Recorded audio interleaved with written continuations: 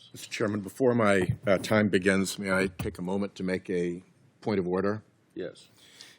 You indicated, Mr. Chairman, in your opening remarks that the committee should be constrained by the deliberative process privilege. Yes. And by the attorney-client privilege in our examination of this witness. It's my understanding that Congress has never accepted the constitutional validity of either such privilege as an inhibition of our constitutional congressional oversight responsibilities. And so I don't intend to follow that direction because I don't think it's correct. And I think it abdicates really important oversight authorities that we have. Moreover, particularly when we are in a nominations process and somebody has affirmatively put themselves forward, to then have them seek the shelter of deliberative process and attorney-client privilege puts us in an even worse position. So I think if we were ever going to do this, nominations are the low ebb of any justification for that. It gets even worse when the nominee faces questions about official misconduct as a lawyer. Among other reasons, privileges tend to fall when misconduct is alleged.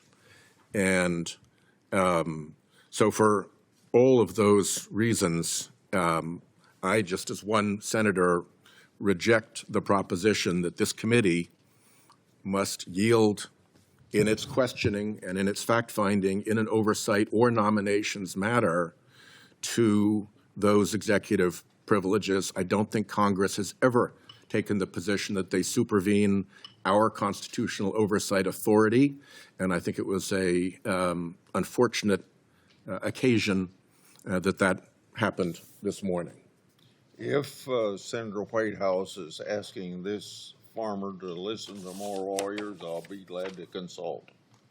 I'd be delighted to follow up on this because I think it's a really bad position for this committee to put itself in with respect to nominees or other oversight matters, particularly when we oversee the Department of Justice that is stuffed with lawyers who can easily cook up an attorney-client privilege defense or a deliberative process defense, and then we are now in a no-fly zone with respect to our oversight responsibilities. Nobody takes oversight responsibilities more seriously than you, Chairman, so I hope we can come to a better accommodation on this than your opening statement suggests. Right now, I can't say more than I have. That's fine. That's fine. And I'd also like to ask unanimous consent to put into the record, to the extent that has not been done so far, the whistleblower report that has been discussed, the resignation letters of the career officers in the Adams prosecution, the resignation statement by Denise Chung in the GGRF matter, the article that I have here from Politico related to the nominee's management character, and the Wall Street Journal editorial describing him as a smash-mouth partisan who wields the law as a weapon. Without objection. Okay. With that, thank you. I guess my clock got started already. Mr. Bove, what was your role in Ed Martin's plan to create a unpredicated criminal investigation as a basis for trying to seize greenhouse gas reduction funds? Were you engaged with him in that plan? I'm not aware of such a plan, Senator, but I did participate in the matter that you're referring to. Plan matter, okay. Did you know that before he took office, he had expressed private opinions about the, I'll call it GGRF for time purposes, before he came in? I'm not sure what you're referring to. Okay. Did he consult with you regarding his efforts to get a document together to present to a magistrate judge to provide a basis for freezing and seizing the GGRF funds? Senator, like many nominees before me who come to testify before this committee and are at the same time simultaneously serving in the department, this includes Justice Kagan, Justice Kavanaugh, Judge Katsas, all at various times, but were serving or served previously. I'm not going to be able to comment on the specifics of matters like that. I'm not asking you at this point. I'm asking you, were you consulted regarding that? And my answer is limited to I participated in the matter. And if there's public information about the matter that you'd like me to try and address, I'm happy to do my best to do that.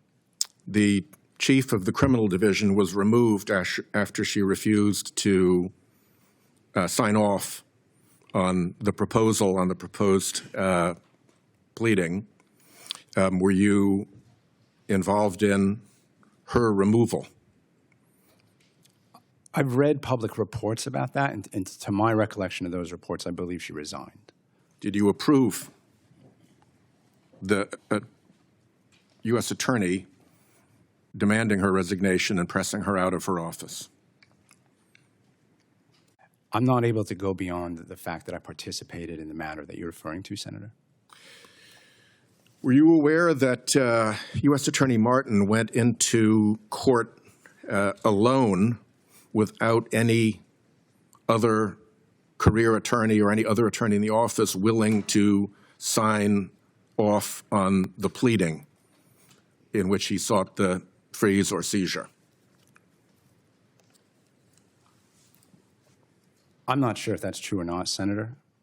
We can look at the pleading. Nobody else signed. He ran out the criminal chief for refusing to sign. Presumably, he went shopping for somebody else who would sign.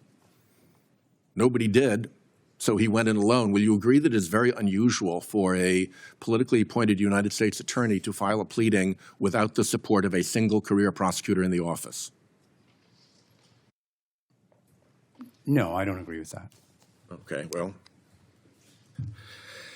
were you aware that when he did go in alone without the support of a career prosecutor in the office, he was shot down by the magistrate judge in pursuing the order?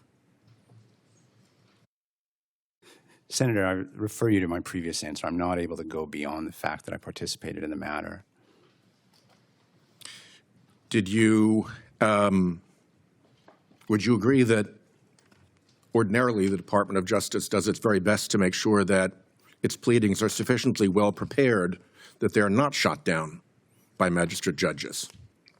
Yes, of course. After it was shot down by the judge, did you participate in shopping the matter to other offices so that the effort to seize or freeze the GGRF funds could be pursued despite the U.S. Attorney's failure? Senator, I'd refer you to my previous answer. I'm able to confirm I participated in this matter. Based on public reporting, I am aware that there are certainly other districts with grantees who receive funds from these programs where under the law that applies to venue, it would be appropriate for similar investigations to take place. Did you contact them? I refer you to my prior answer, Senator. Did you let them know that the effort by Interim U.S. Attorney Martin had been shot down? I apologize, Senator. I'm not trying to be difficult, but I must refer you to my prior answer. Senator Kennedy? Just, if I may, Yes. Chairman. Proceed. This is not further questioning. I know my time is expired. Do you see my point now? We have an individual here who is here seeking confirmation to one of the highest judicial offices in the land. I'm asking quite legitimate questions about potential misconduct in office. Some of it has nothing to do with the substance of pleadings, but has to do with administrative matters like seeking the removal of a criminal career chief prosecutor. Some of it has to do with administrative matters like case assignment.